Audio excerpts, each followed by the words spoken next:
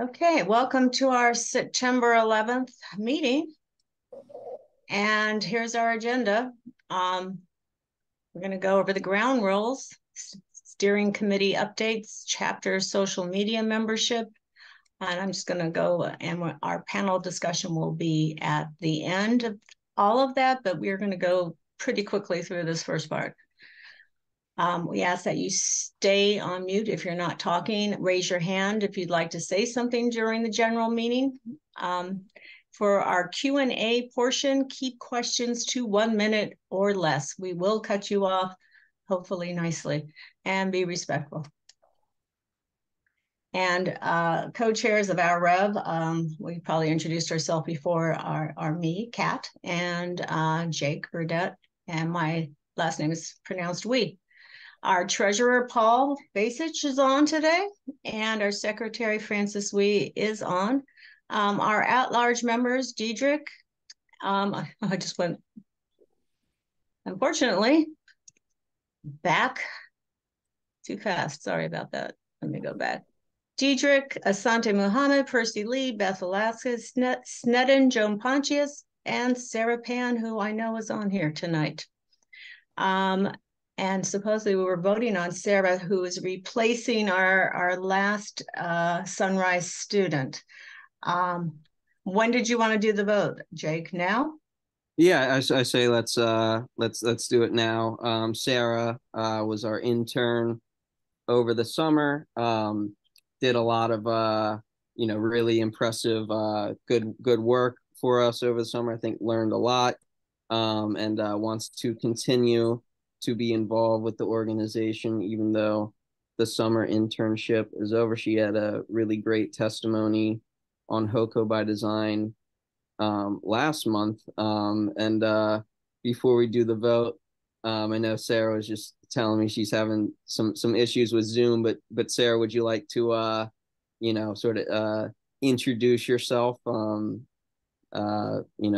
we vote on you, for people who aren't familiar?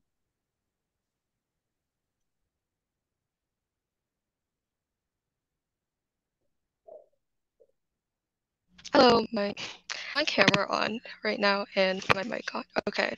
Hello, I'm Sarah, and over this summer I interned with Our Revolution Howard County, and over this summer I mostly organized around stream restoration issues and worked with Protect Our Streams, but I was also learning about development and housing affordability with Jake, and I testified at the July general plan meeting about schools.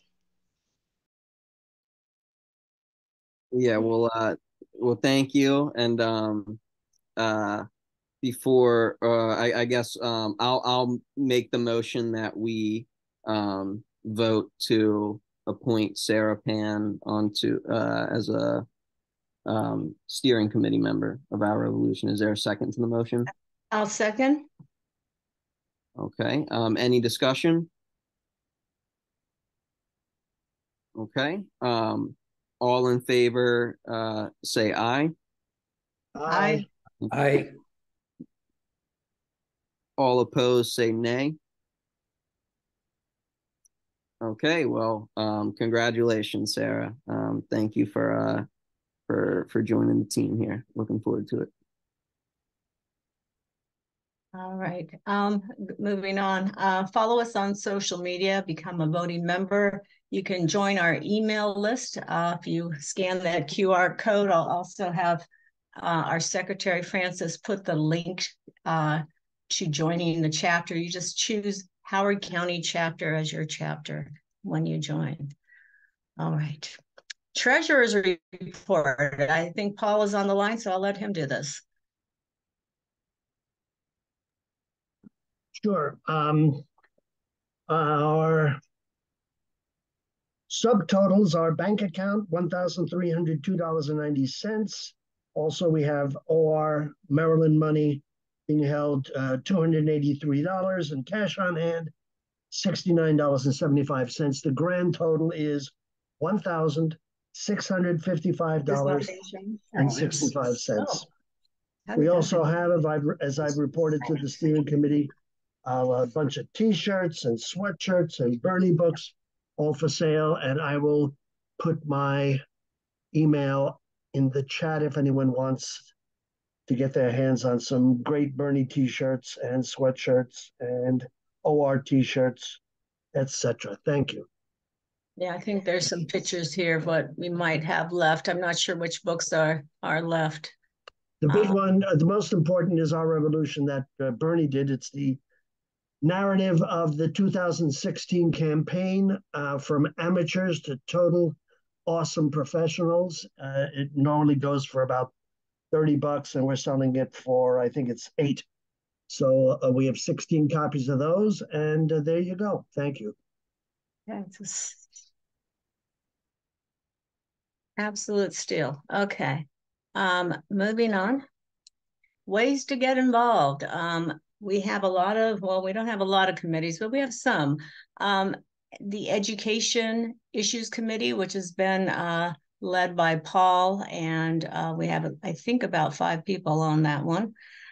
County Legislation Committee, which as of now only is really Joan. And I think Sarah had some interest in joining that one as well. Yeah. Well, no, actually, we had our very first meeting as the County Legislation Committee, and it's Joan, myself, Sarah, and Blair. Okay. And yeah, so it's if people are interested in learning more about local legislation or testifying on legislation, encourage you to sign up for that. Yeah, we should add that in, that the people who are on it. Yeah, no, it was and you said Blair? Blair, yeah. No, I had mostly just put the chair of the committees on there, but that's okay. Put them on. It makes it look like there's more people. Our social event committee is being run by Percy in conjunction with Progressive Democrats of Howard County, soon me. I don't know if Percy's on today and would like to say anything. It doesn't look like she's in the Zoom. So the other is the CA Board Watch Committee with James Hubbard. And there's a few others. Door knocking. We're having many opportunities for that, for rent stabilization very soon. Social media committee, right now we really don't have one, but we would like to start one. So anyone has an interest in doing that, it's probably the quickest thing and easiest thing to actually become involved with. And Community Visibility Committee and Direct Service Committee, we have a Google form if you want to sign up. Also have Francis put that in the chat as well. But on to the next slide, Education Issues Committee. I think our last update was Paul had asked Mark Dudzik to do one on the state of healthcare, which will be in October. Is there anything, Mark, who happens to be in here, want to add about that? No, I'm going to try to give you a kind of a summary of what the national debates and issues are on the healthcare front. And I'll try to do it short and take some questions. Yes. And I will say that Mark has a long history of healthcare seminars. I've been to some of them. They're very good. So that's one.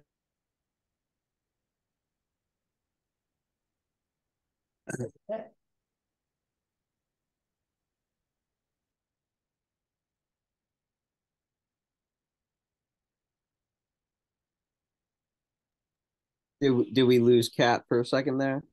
I can't hear her. Okay. Well, I can take over the PowerPoint until she comes back. But yeah, we've got well, I'll fill in since I'm chair of the Education Committee, and that's frozen.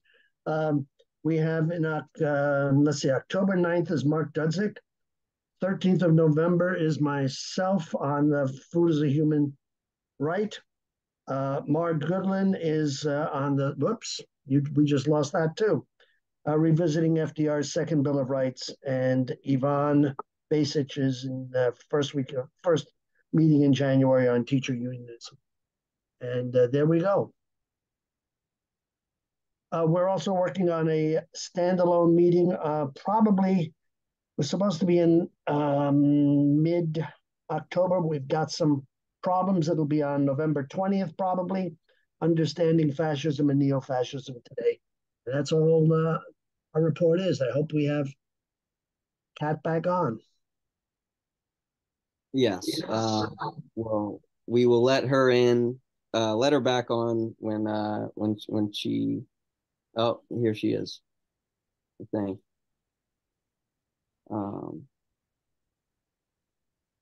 I think she just. Kat, Okay, are you on? sorry about that. We somehow disconnected. Can you see the screen again? Yes, we can. Okay, sorry about that.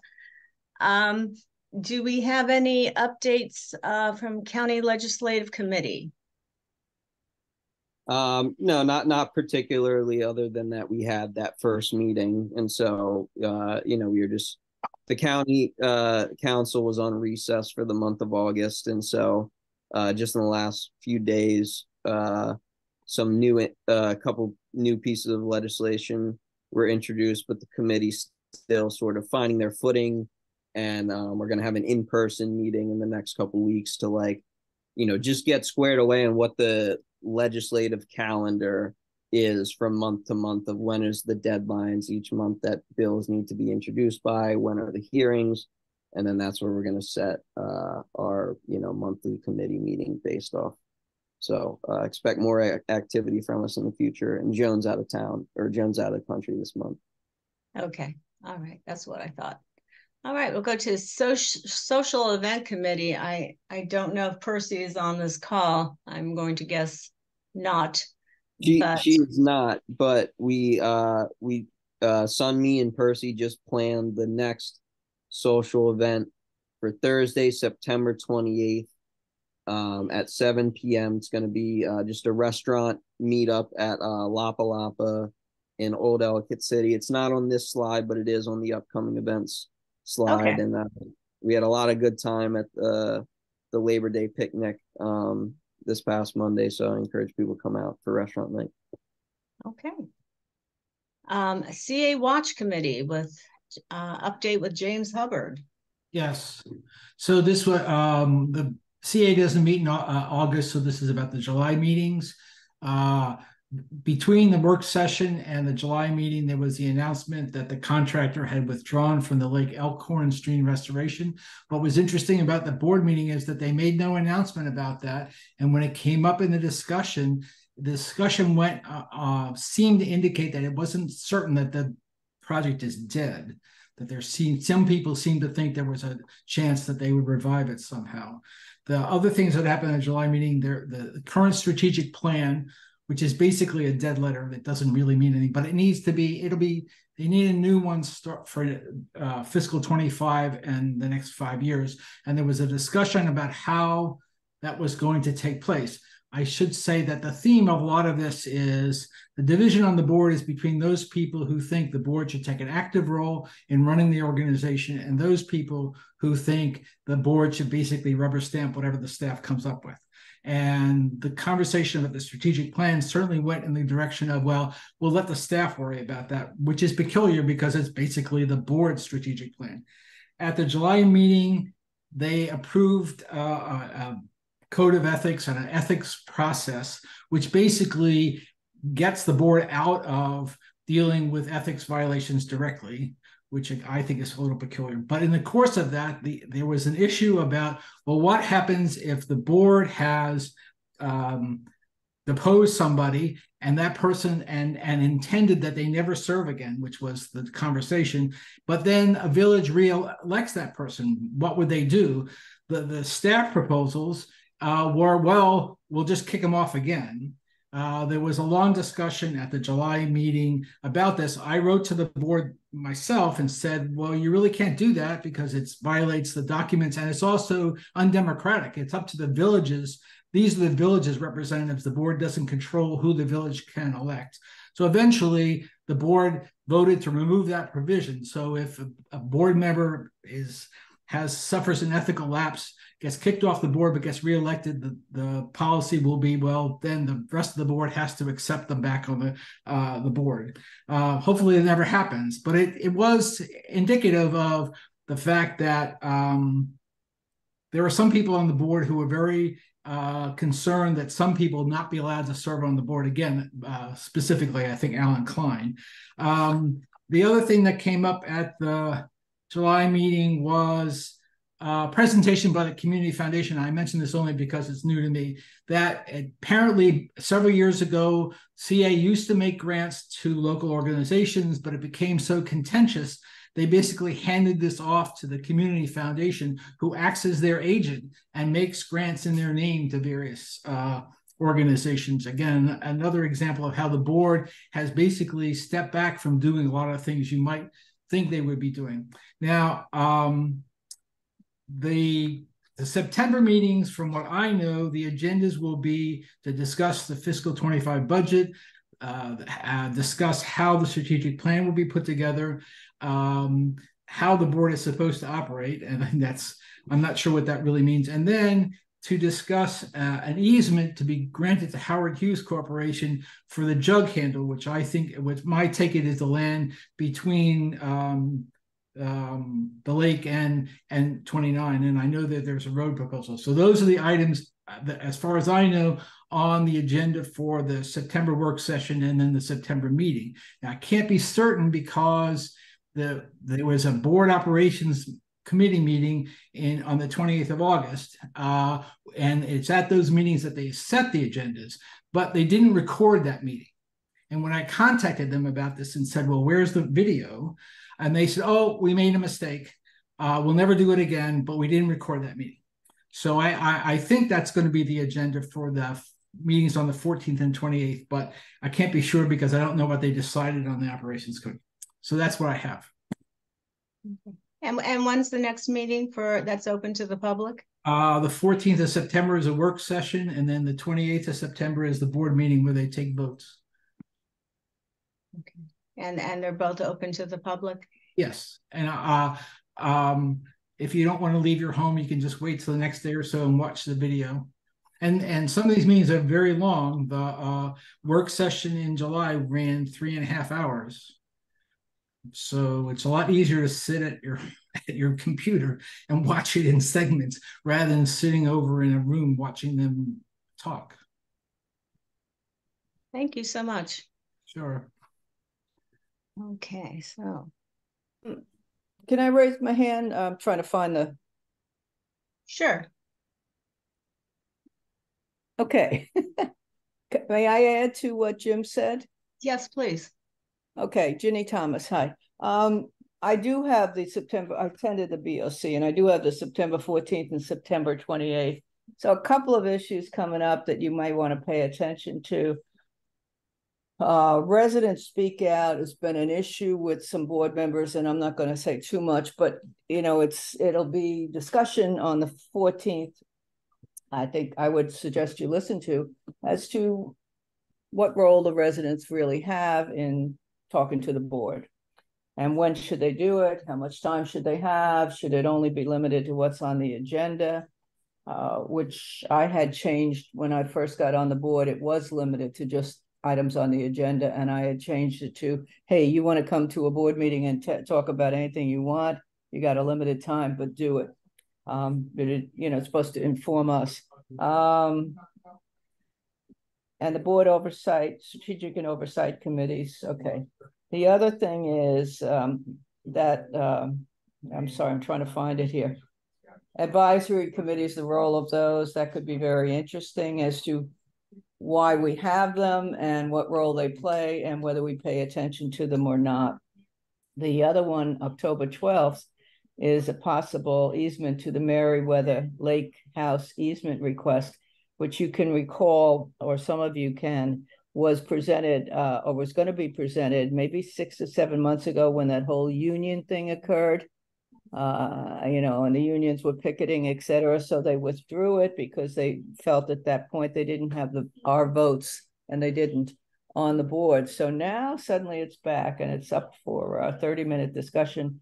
I don't know what that means, but usually when it's on agenda, there's some assurance that I think that they have the votes. The other thing in November, which has now been moved sometime to October, is the whole catastrophe of the outdoor pool and how they were closing early. I was on the board and we were never told that was going to happen last year. In fact, if anything, everything was going great. We were hiring people, etc. And suddenly this happened. So that's one in terms of your Columbia residents or anybody that's using the Columbia pool should be concerned about. I think that pretty well covers it. Okay, thank you for adding to that. All right, we're going to move on. What have we been up to? Well, we still have a dream. Op-ed was in the Sun Sentinel by our Rev's HoCo steering committee member, Diedrich Asante Muhammad, on the 60th anniversary of MLK Jr.'s I Have a Dream speech. So you can, should be able to still see that online. Our Rev HoCo members attended the March on Washington to commemorate the 60th anniversary of MLK Jr.'s I Have a Dream speech. I know Paul was there, and I think Yvonne Basich. Labor Day picnic, where there were many of us were there, and there's a few pictures down here. U.S. Senate candidate Will Jawando came and joined us, and Martin Mitchell also, who's running for mayor of Laurel, stopped by as well. And most people had a pretty good time, and Paul was able to sell some t-shirts and books. And hopefully people will be able to come to the next one if they were out of town, because we have many upcoming events. Every other Monday night at 8:30, our Revolution National has a bi-weekly organizing call. You can sign up for them. They are not having one tonight. I did check on that. Rent stabilization press conference, September 14th, if you happen to be around at 10:30 a.m. near the George Howard building. It will be happening then. Wild Lake Starbucks Solidarity Action, also on the same day, the 14th. It will be between 2 and 4 p.m. at that Wild Lake Starbucks that's on Links Lane. It's right near the CVS. Another event, Coffee and Solidarity, Food Sovereignty and Agroecology in Nicaragua, will be on Saturday, September 16th at 2:30 p.m. at the Miller Branch Library in Ellicott City. The 19th, Neighbors for Buses will be having a town hall. If you read the newspaper, you probably saw that there was a big fiasco first day of school with a lot of kids being stranded and not having school buses. That's going to be 6 p.m. at the Central Branch of Columbia Library, and also you can watch it virtually. In fact, I think it will be very crowded, so you may want to watch it virtually if you don't want to be in a crowd. HoCo by Design public hearing, number 3 on amendments, September 20th at 7 p.m. at the George Howard Building in Howard County. The next social committee event will be September 28th at 7 p.m. Restaurant night at La Palapa in Old Ellicott City. And our next monthly meeting, Monday, October 9th at 7, the current healthcare landscape with Mark Dudzik. And I think we got through a lot there. Updates on the efforts of the successful unionization efforts at Ellicott City Starbucks, and you can follow them on Twitter. Another update is that they're having another action at the one in Wild Lake. Even though the workers have, voted to have a union, a lot of times Starbucks, unfortunately, is not sitting down at the table with them and actually negotiating. And that's been happening at several locations in Maryland. So just be aware, it doesn't mean it's already done. We have another, temporary. They had a temporary strike on August 15th as well, to get them to sit down and negotiate. Howard County Community College full-time staff faculty are now filed to also unionize, and over 80% of workers signed on in support, meaning new state law makes them union automatically. So that's good news.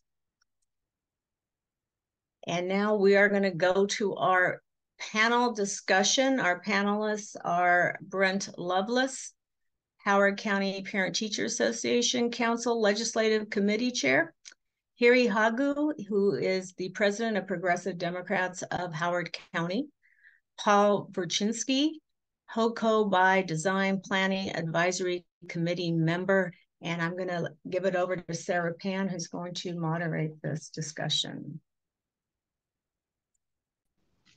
Hello, my name is Sarah, and I'll be moderating this discussion. Okay, so to start off, could you tell us what HoCo by Design and the general plan are, and why they're so important? This is Paul Verchinski. I'll try to field that question. We have done general plans since 1960. And in fact, the general plan is required by the state of Maryland, usually to be updated every 10 years. And it guides basically the land development within the county. Now, one of the things that people forget about when it comes to Howard County is that we're the second smallest county in the state of Maryland, and we currently only have 5% of our land available for new development. That is what is referred to as greenfields, where nothing's been built on before. So this particular plan is looking at rehabbing and retrofitting for the next 10 to 20 years. So that's kind of it in a nutshell as to why we're here and why we're doing it.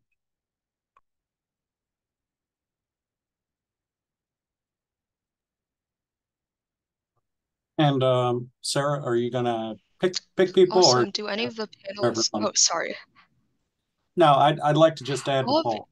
I'll be Paul, asking everyone mostly, unless if I say your name specifically. So anyone's welcome to chip in for any of the questions, even if I name someone specifically. All right. I just wanted one point. Paul brings up an excellent talking point that we hear throughout the general plan, that there's only 5% of green space available to develop. Quite honestly, there's 100% of Howard County left to develop. They're going to go through the comprehensive rezoning plan, and rural areas, preservation areas, anything is fair game for additional development throughout this process. So it isn't that we've run out of land, it's that the land use is about to change to keep the growth mechanisms going in the county. And that's a very important item. And real quick, while on that point, a lot of people do bring up the preserved areas. Some areas in state preservation do have semi-permanent easements, but other areas in county preservation areas expire after, I think it's 25 or 30 years, which basically means that there's a lot of land free for development as the county preservation system ages out. Thank you. Brent brings up an excellent point about Western Howard County. However, when we granted these ag preservation designations, the county was not forward thinking. In other words, they weren't planning. Well, let's put those and grant those in areas where we will not want to do new development. So you have a real big problem now in Western Howard County in development, because it doesn't make any sense to extend water and sewer if you can't get big enough pieces of land to do that with. And doing individual sewer systems or water systems is very expensive, and they have ongoing issues from everything that I've heard.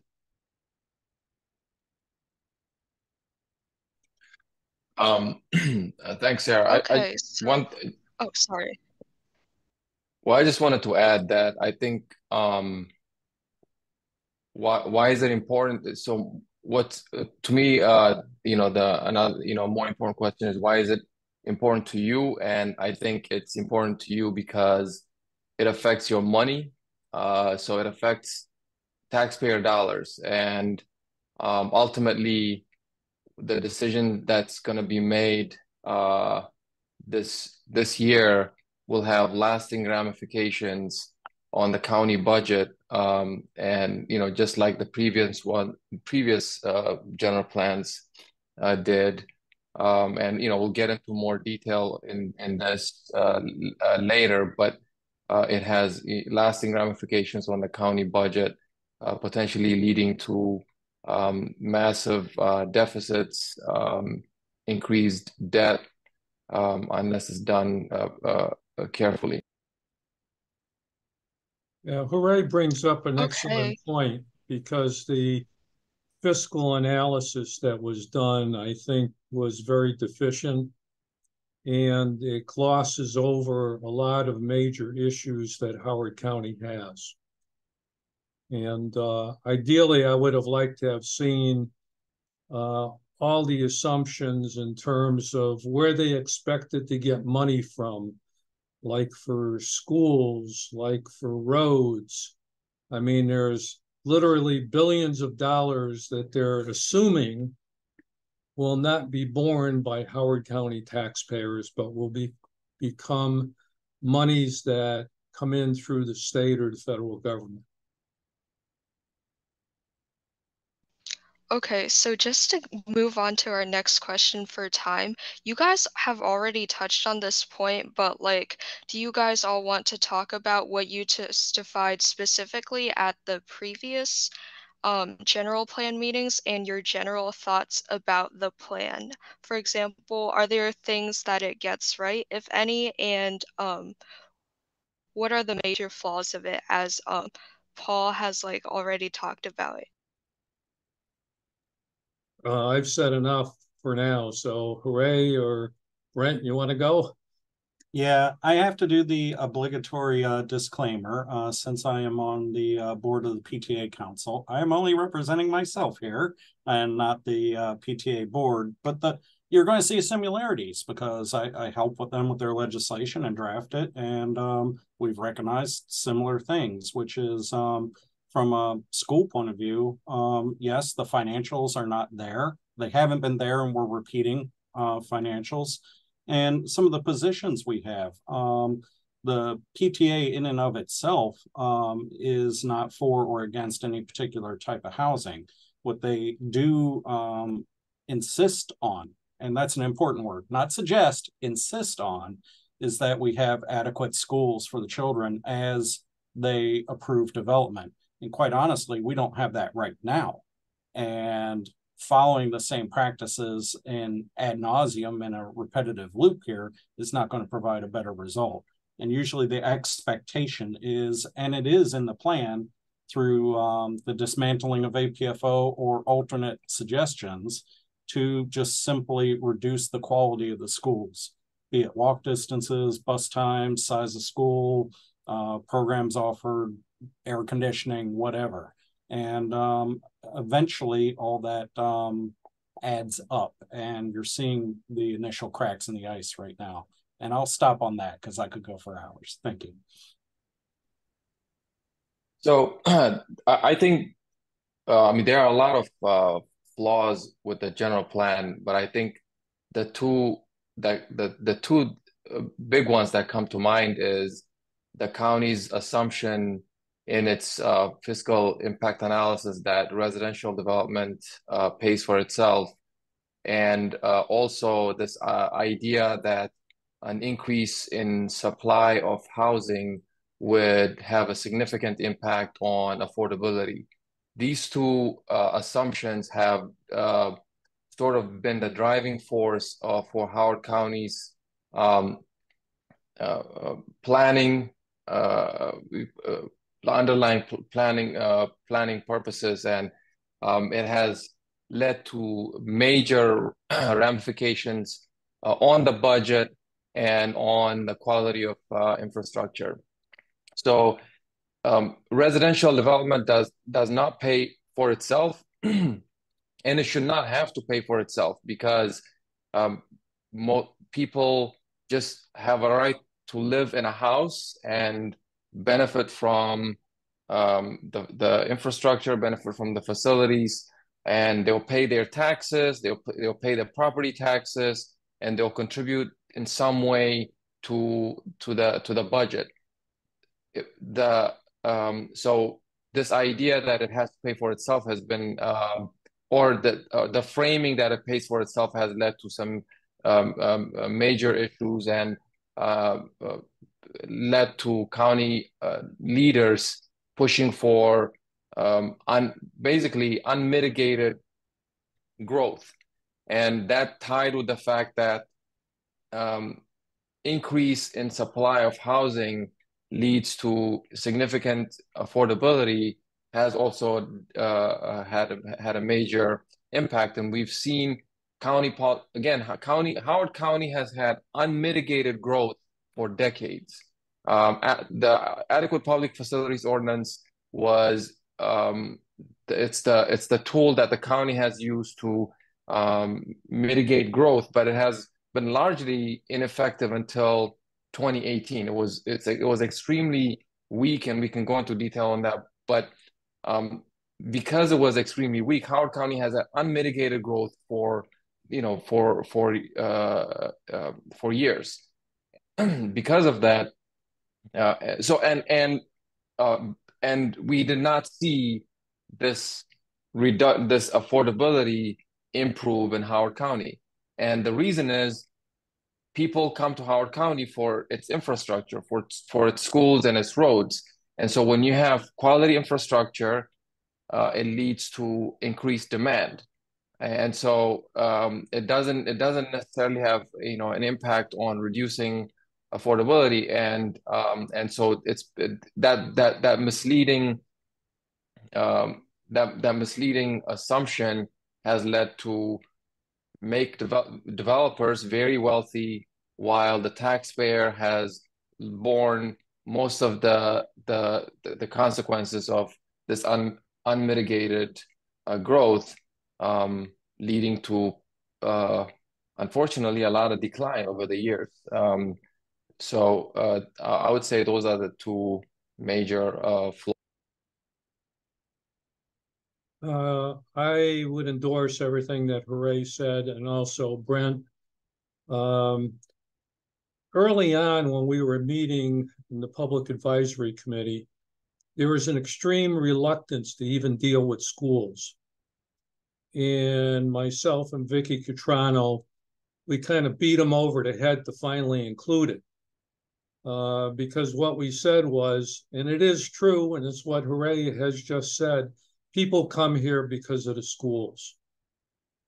And if you don't take that into consideration when you're doing the general plan, you're only kidding yourself.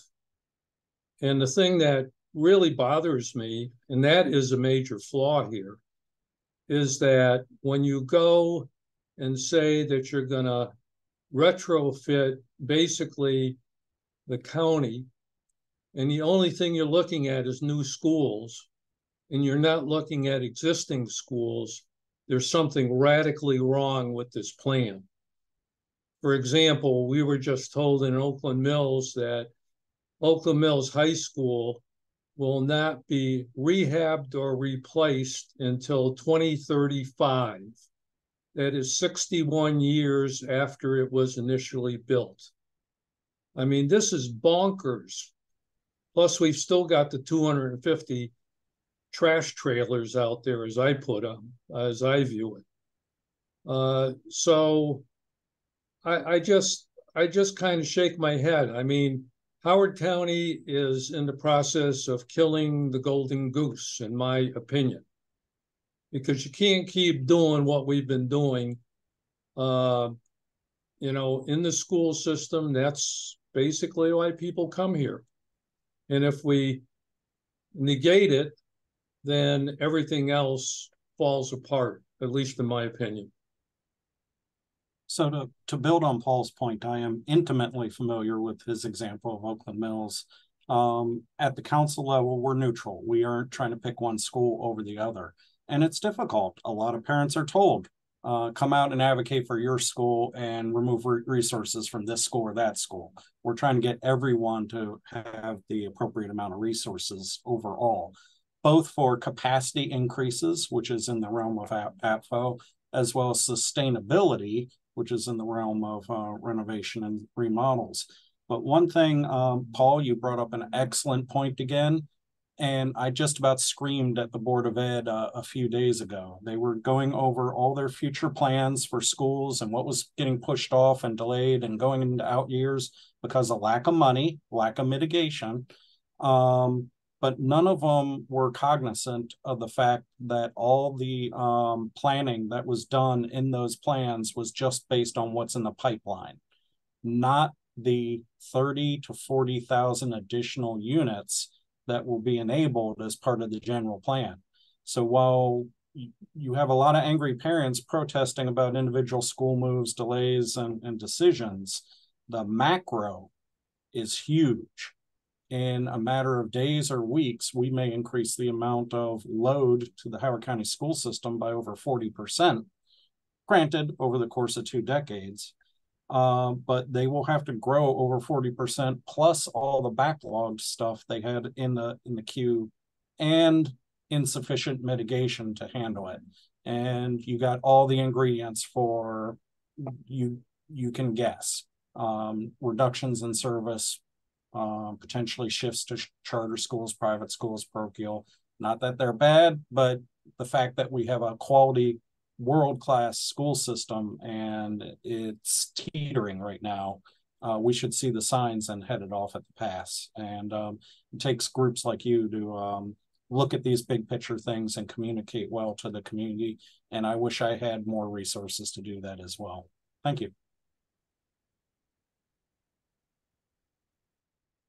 Okay, thank you to the panelists for your very detailed answers. So this is a question to Paul specifically, but if you guys know anything, you can chime in. So Paul, what was the process of creating the general plan, and what was it like to work with lots of people and like some influences that were involved in the decision-making process? Like, how did everything get decided upon to be added to the general plan? Well, we had some, I believe, 35 people on this public advisory committee, and council members and others picked people to appoint to this advisory committee. However, the thing that really bothered me from the first meeting on was the comment made by Amy Gowan, who was then the director of planning and zoning. And she repeated this at every single meeting. You can advise, but you can try to make recommendations. Well, we're not obligated to take any of this. And that was really true because they did not take many of our recommendations. And I got the feeling after the first couple meetings that the county was just ticking the boxes for public participation and was not interested in changing where it was coming from. I mean, there's Excel spreadsheets, there's all kinds of information on public participation. But when you take a look at where they initially started to where they are today, there's no real difference, in my opinion.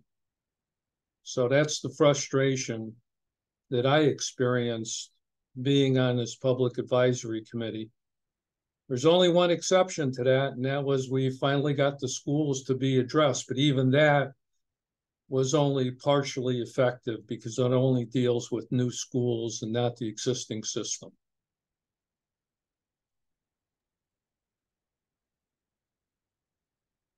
Would you like us to answer that question or go to the next one? Unfortunate to hear. Oh yeah. No. You can answer that question. I'll throw out real quick, and I could go on and on with the horror stories, which you guys can see just by watching the meetings. I was appointed to the Housing Affordability Task Force, not because they loved my opinion, but because I was a representative of the PTA Council. And I had one particular member spent most of their time trying to characterize me as a racist. Upon a little bit of research, found out that particular member was actually a hired consultant that specializes in dealing with community groups and dissuading them from their positions. What do you know? We had a paid consultant on our own general plan who was literally tasked with diffusing the PTA. That is indicative of what you're seeing here. When I was on an APFO task force years ago, it was mostly developers or people loyal to developers. Every vote, every decision was obviously leaning a certain direction.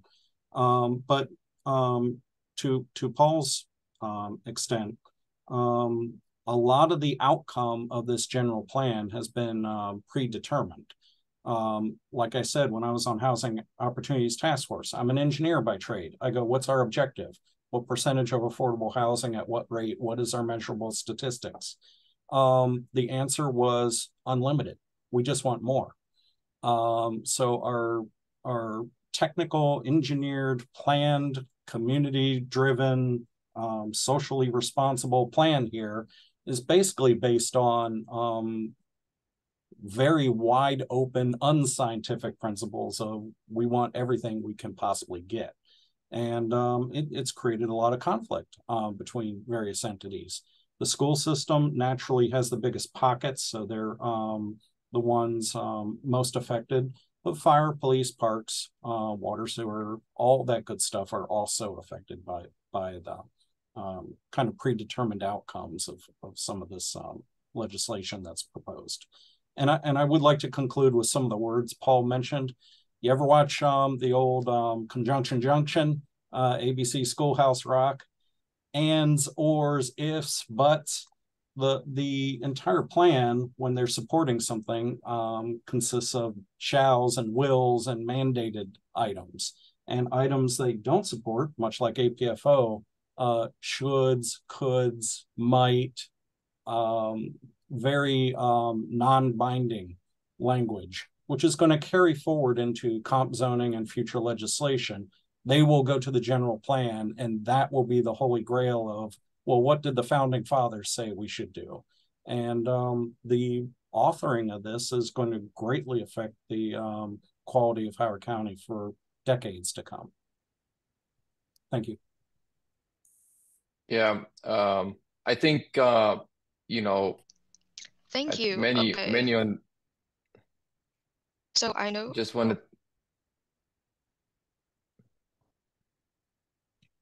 I think there might be a delay here. So just wanted to add to this, to the discussion that I think many on here probably know, but the public process in Howard County is, really just is broken. It's very troubling. If I recall, Paul, and after the initial group of advisory people were chosen, some members of the county council had to request that representatives were added to talk, to address schools. So initially, the group did not even include people who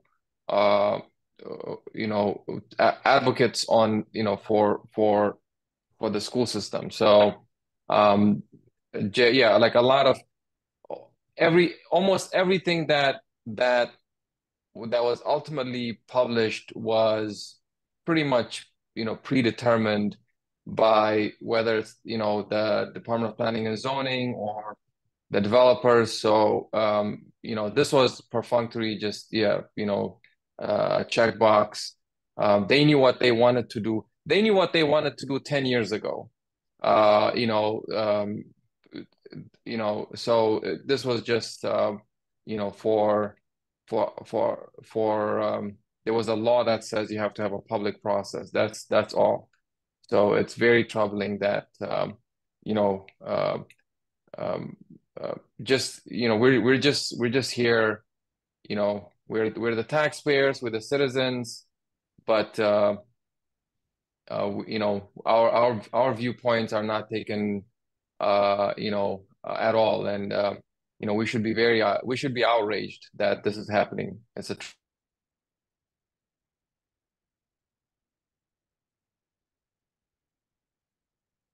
Okay, so here is the next question. Do you think that HoCo by design is salvageable in the first place? And if so, what amendments do you think should be added to make sure that it's not just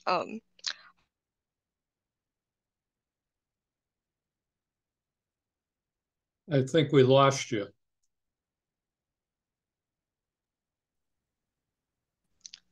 wait, did you hear what I asked, We, or we, should we I heard repeat most the of it. question? We heard most of it, Oh, okay. except for can it be amended to make sure that it's not just blank, probably developer or something. Yeah. My That's own basically what opinion I is said. that we should be ratcheting down what should be built over the next 10 years. These 10 years should be catch-up years for the school system, for our infrastructure. Like Brent, I'm an engineer. I'm a civil engineer. I've done water, roads, sewers. I know what the issues are. And, they're talking about, we need more dense development. Well, that's all well and good if you expand your sewer treatment plant, if you expand your roads. I mean, there's all kinds of knock-on effects that are needed. And it's all being done in the name of affordable housing, which I take issue with. I really dislike the term because it's like mom and apple pie. Excuse me, mom. But the fact of the matter is that affordable housing cannot be built in this county unless there's a different approach taken. And that is, and I look at it from a developer's standpoint, the highest cost to a developer is land. And land costs are really high here.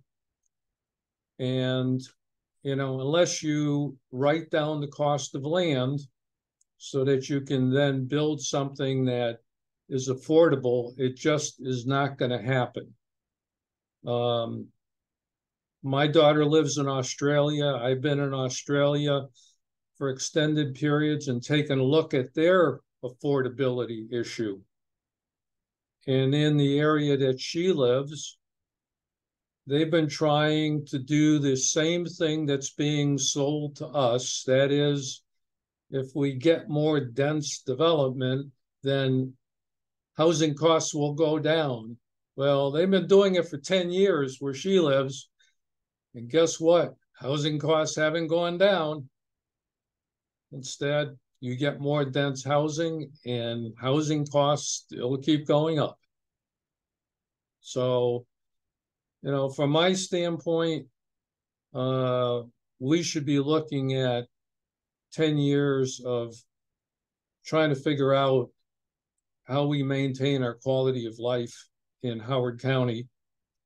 And yeah, we should look forward to the future, but you just can't do growth for the sake of growth. And that's what's happening here, at least in my opinion. Thank you.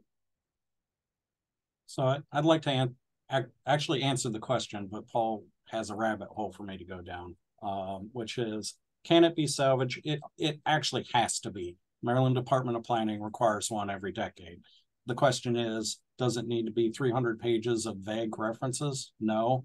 Does it And honestly, the most important thing is, what is it, section 11, I believe? The implementation matters. That's where the rubber meets the roads, and there's specific recommendations that need to be made. And yes, almost every one of them has to be amended if it has a negative effect. And obviously, if they're a positive effect, we can skip over a few. And there are a few good ones, but they're few and far between. This is a developer plan for developers in the majority, not a plan of how to make all the pieces of a community work together. Look at their fire plan within there. They point where the stations are, and that's about it. No comprehensive plan of metrics and things going forward. To Paul's comment about affordability, you have probably noticed the Maryland home builders have not been testifying or present at any of the late hearings, and they are omnipresent during things like this. This affects their bottom line. However, the affordable housing advocates have been brought out, and they're doing the primary championing.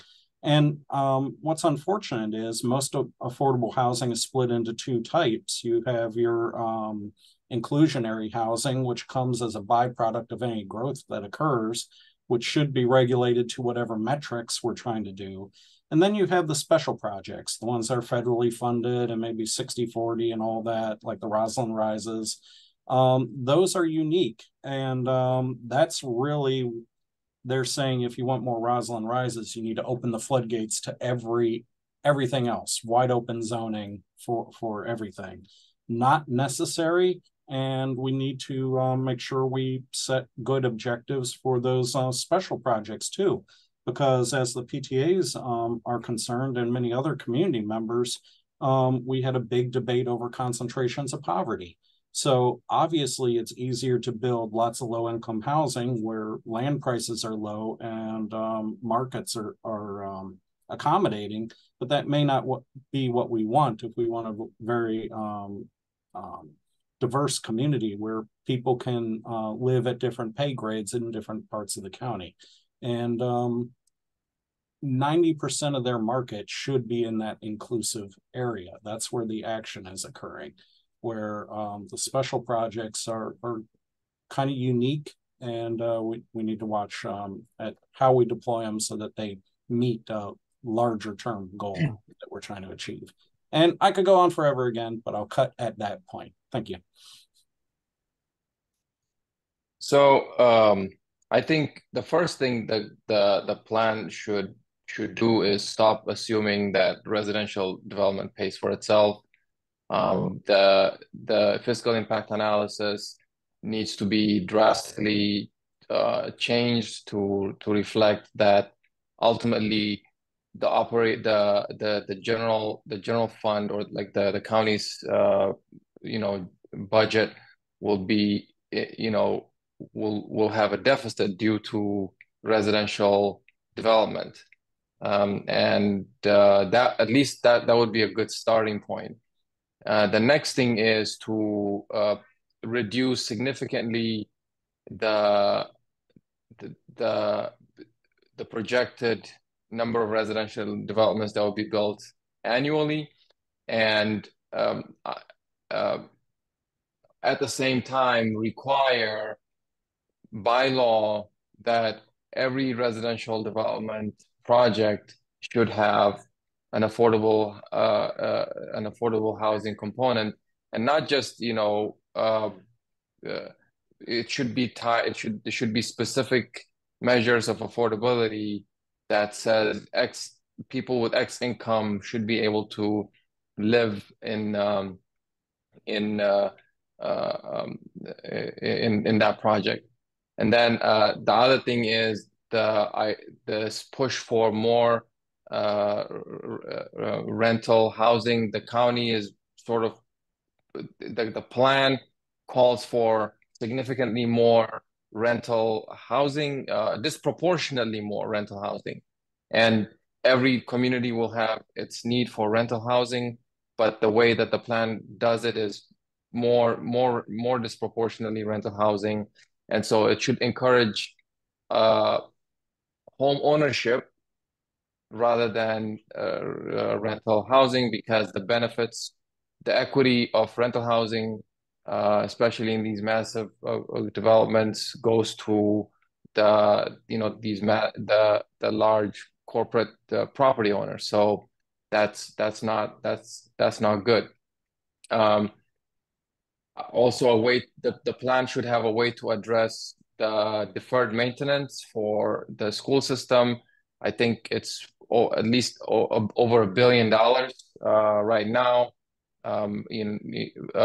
That's excluding the school trailers that need to be decommissioned, which are a health hazard for many reasons. So those things should be addressed in the plan, and also a way to find sites for future schools. Having said that, I don't have a lot of confidence that these amendments, these common sense changes will be implemented, because the county council has two sensible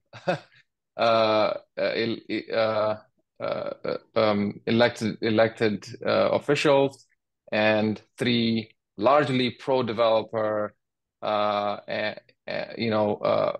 council members, and they will most likely vote with the county executive on the general plan. So what I would add is maybe going forward to think about how we can perhaps get a the county executive's office is the most powerful office in Howard County, and he or she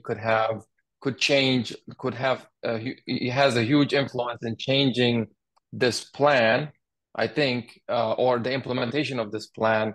And so if we have someone that is a progressive, or if we have someone who is for accountability and for transparency and for responsible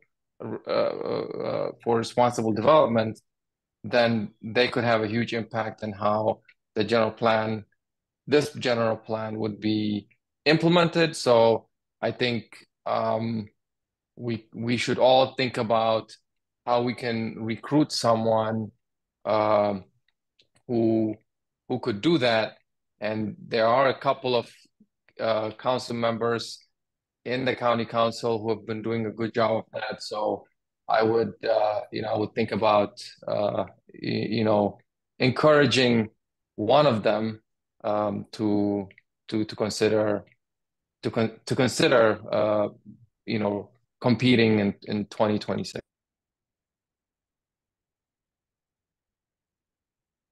Hey, that's awesome. So I actually had two questions in mind, but I'm thinking that I'll ask both of them, and you guys can decide which one you want to go more in depth in. So the first one is that I've heard lots of supporters of the general plan testify with very similar talking points.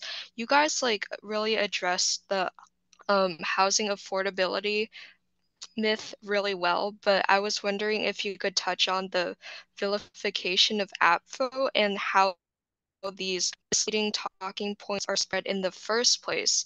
And the final question that I planned was for those who are unfamiliar with the general plan but are interested in testifying at the next hearing, what would you recommend testifying on? Those are two big topics. This general plan would like to do away with APFO. In my opinion, that would be a major mistake. The knock-on effects after the general plan is doing rezoning and APFO. Those are the two things that come in sequence after this. I think there's going to be a real fight on rezoning. And I think it's going to take place particularly in Columbia, because Columbia has what's called floating zones, and they also have covenants. And I think because of that combination, it will be difficult, if not impossible, for the county to do anything with Columbia. And that's where the majority of this densification is being proposed to be done. So, you know, that's kind of my final thoughts on this. I just don't, there's going to be some real big issues that people have not really thought through. Rezoning for Columbia, this is the first time it's even being looked at. The Newtown zone, or the 14,000 acres that Rouse did, has been basically left alone in each general plan. It was just incorporated by reference. And it has to be also incorporated by reference here, because that is what the plan is and what's existing for it right now, at least in my opinion. So, you know, time will tell where we go from here. But it's going to be a real bumpy ride. And I just would like to see the number of dwelling units proposed ratcheted back enormously. Thank you. There are so many topics to cover, but Paul just touched on a very critically important item that I don't think anybody's tracking except possibly Deb Young, who mentioned it in passing in a 4-hour meeting several months ago, where she reminded us that the general plan is not just the PDF that you see when you click on HoCo by Design. It is also the Housing Opportunities Task Force Plan. And it is also, drumroll please, the complete redo of the zoning of Howard County. There was an effort several years ago to rewrite all the zoning regs. They went through that, and it didn't have enough popularity to pass. And then it's just literally getting slipped in as an appendix to this general plan. And once it passes the council, guess what? We just rezoned the entire county without a single public hearing or notice. And I could count on my hand the number of people who've actually read those regulations and have an idea what's coming down the pike. And I apologize, I do want to answer your question. The vilification of APFO, well, I'm kind of the personification of it, so I must be one of the bigger villains in Howard County. But it is what it is. It's a required regulation in the state of Maryland. You know, Montgomery County has it, Frederick County has it, Anne Arundel, Carroll County. So we aren't alone. It's just how local jurisdictions deploy it. And you can include fire, police, anything that's a capital project. You could assess, mitigate, and control growth using that mechanism. And that goes completely counter to the National Home Builders mission. And to a lesser extent, the affordable housing advocates, bless their hearts, they mean very well, but they are developers of a different breed. They develop housing and their profit centers less from the market and more from federal and local subsidies. Once again, that inclusionary housing is a lot better solution to a lot of this.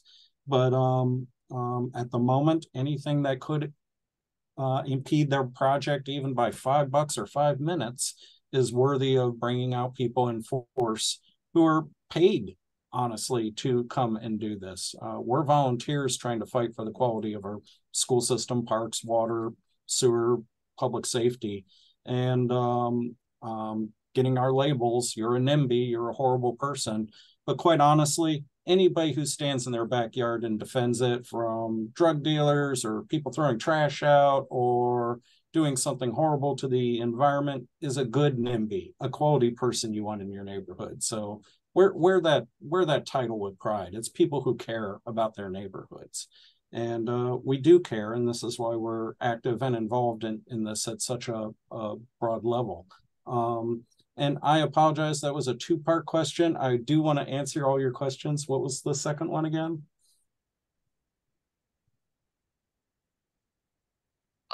We're like very tight on time, but the I'll leave it question at that. is, Yeah, what would you recommend others to testify on? And if Hiruy, you have like a quick response, that would be good.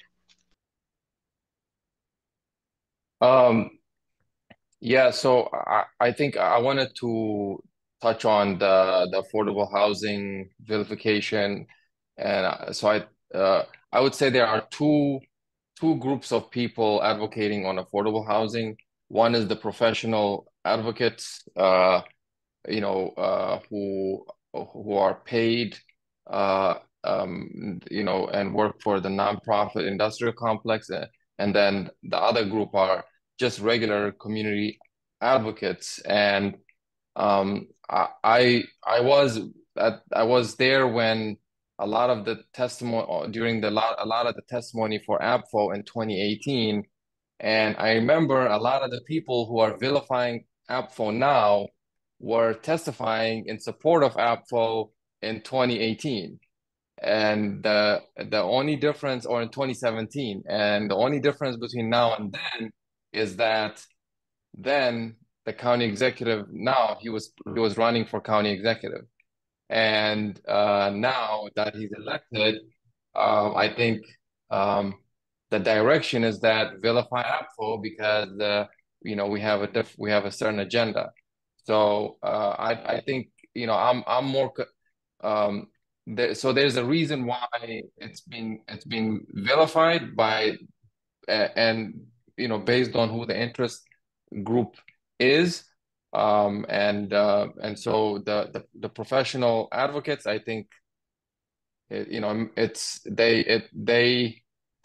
benefit from it, from dismantling APFO financially, because it helps the developers make more money, while because they use taxpayer dollars to finance a lot of their projects. So that's I think why it happens. And as Brent mentioned, this idea that NIMBY versus YIMBY, it's a horrible framing.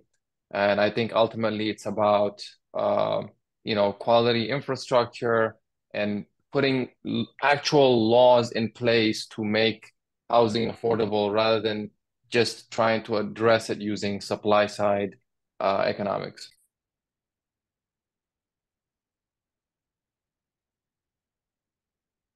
Yep. Okay. So, and let's now move into We Sarah? lost you again. I think we lost Sarah. I just wanted to make sure that people, and it's in the chat, that the general plan meeting is on September 20th at 7. You can sign up. There's a link there if you want to sign up to testify in person. You could also just write written testimony, but this sort of thing is extremely important for people to get involved, especially residents who want to maintain the quality of life that they have in Columbia, support our schools, which we know oftentimes are overcrowded with tons of portables behind them, instead of actual classrooms for our kids. So I just wanted to add that. And also let me comment on the 20th. That was supposed to be a comment period on amendments being proposed by council members. Both Hiruy and I are on the Howard County Citizens Association. We've sent in email stating that that is what was supposed to be happening on the 20th.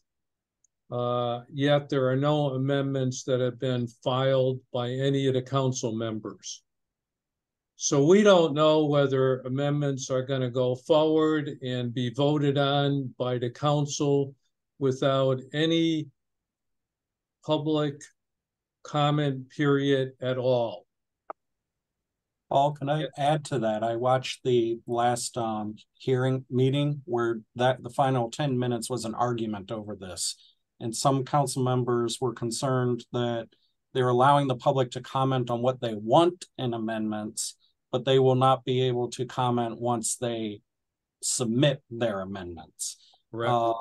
Some of the debate was whether to have a second public hearing. Keep your ears peeled for that.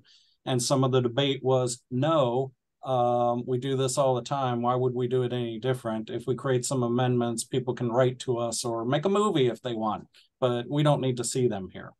So obviously differing opinions from differing council members, but as of today, you have a opportunity to comment on what amendments you'd like, but you won't know what was actually created until they get pre-filed. And then your only opportunity, unless something changes, will be written comment to the council from there. Thank you for clarifying. That's really okay. So if anyone has questions, thank you to all of your. looks like Jake has got his hand Wait, up. Kat, Cool. Yeah. Sorry, I think there's a little lag there. But yeah, thank you. In case people missed it, you know, Sarah's saying, you know, it's a Q&A session, audience Q&A session. But yeah, I have a question for the panelists. You know, so Brent and Brent, you mentioned an interesting comment. You said, you know, some of these people who are sort of towing the developer line at these public hearings for the general plan, you said some of them are paid to be there.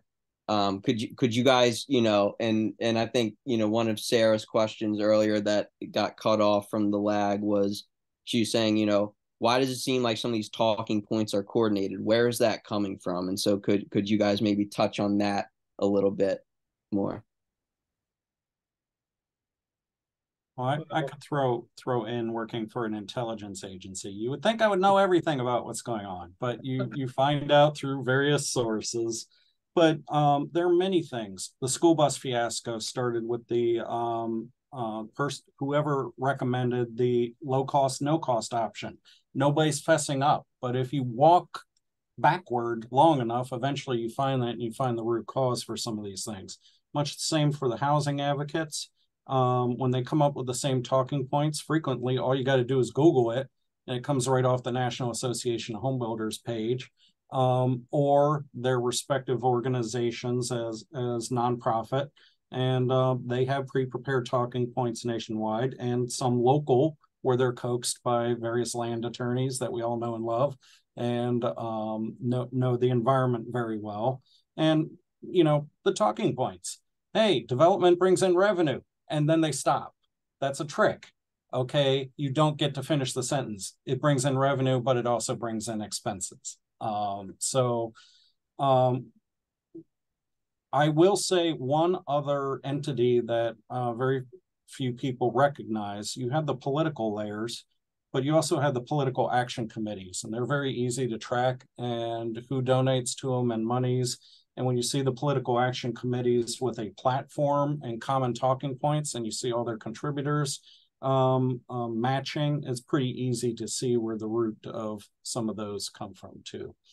But ultimately, like I said, this is a development plan for developers. And if you're looking for the root of many of the talking points, they come straight from the local, state, and national entities of the national home builders and the various partners that they have. I would agree to what Brent is saying. You know, people are paid to put these talking points together, and the NAHB, or National Association of Home Builders, is very well organized at all levels of government, because they know that land use is basically a local decision, and they will do anything and everything to make sure that it goes in their favor. It is getting rather late, and I'm just going to interrupt everyone and thank all of you very, very much for being on this panel, and thank Sarah for moderating this panel. You have a lot of dates coming up. Watch for those, and we'll be sending stuff out. Our next meeting, October 9th, again, about healthcare with Mark Dudzik. Very, very informative. Jake, do you have anything else to add? I think, Hiruy, were you going to give an answer at the end there? Oh, I'm sorry. Apologies. Just really quickly, so you have a lot of the nonprofit, employees. I think the biggest entity who is is the most organized financially and is doing a lot of damage is Department of Planning and Zoning. And so, all there, of course, yeah, like the nonprofit employees, they're paid to be there, they're testifying and, using affordable housing as a wedge issue.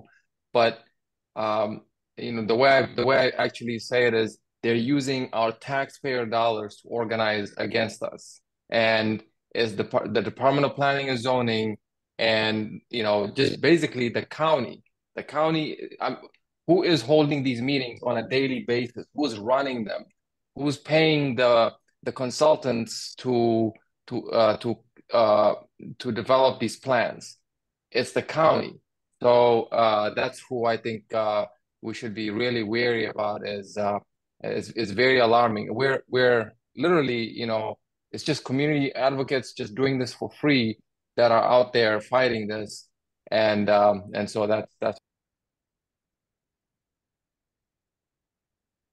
Thank you. Sorry for interrupting, but lots of thoughts for us, and please join our chapter. We would love to send out these events and these meetings so that you'll be aware when they're coming up, and also check our Facebook page as well, or if you prefer Twitter, we'll be posting on there as well. Anything else you want to add, Jake, before we wrap this up? I put the wrong Linktree link in the chat, so don't use that. That's all I want to add. But yeah, see everybody next month, October 9th, and hope that people will turn out for some of the Starbucks events coming up, or the rent stabilization press conference. But other than that, hope everybody enjoyed the meeting, and great job, Sarah. Thank you, Kat, for running the general business, and see everybody next month, hopefully. Thank you. Good night. Thank you. Good night. Bye, everybody.